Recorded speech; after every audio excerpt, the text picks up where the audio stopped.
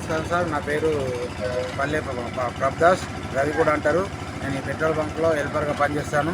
మేము పొద్దంతా డ్యూటీ చేసి నైట్ పడుకున్న తర్వాత అర్ధరాత్రి తర్వాత 12:30 గంటల ప్రాంతంలో మా పెట్రోల్ బంక్కి ఎదురుగానే ఉన్న లహరి ఇంటర్నెట్ హోటల్లో మద్యము అర్ధరాత్రి అయిన తర్వాత కూడా ఒక 20 రూపాయలు 30 రూపాయలు దొరుకుతుందని ఆశతో చాలామంది వస్తుంటారు. అట్లా ఒక 5-6 వచ్చి మా పెట్రోల్ పోసిందాకా కాదని మమ్మల్ని లేపడం జరిగింది. మేము పోయాము, పడుకున్నాం, మాకు నిద్ర లేదు. 2 రోజుల నుంచి డ్యూటీ చేస్తున్నామంటే కూడా వినకుండా మీరు పీకగాలి పెట్టుకున్నారా పెట్రోల్ బంకు, పోయాలా మాకు అంటని మేము పోయేదాకా వస్తే ఆలస్యమైందని ఇంతసేపు చేస్తామని చెప్పి కొట్టడం జరిగింది సార్. వెళ్తే మర్యాదను మాట్లాడినాం. 2 రోజుల నుంచి నిద్ర లేదని పడుకున్నాము. మాకు రక్షణ కల్పించాలని చెప్పేసి మీడియా మిత్రులకు అందరికీ మేము విన్నవించుకుంటున్నాం. మమ్మల్ని కాపాడండి. పెట్రోల్ బంకులో ప్రతి ఒక్కరు పరిస్థితి ఇలా ఉంటుంది.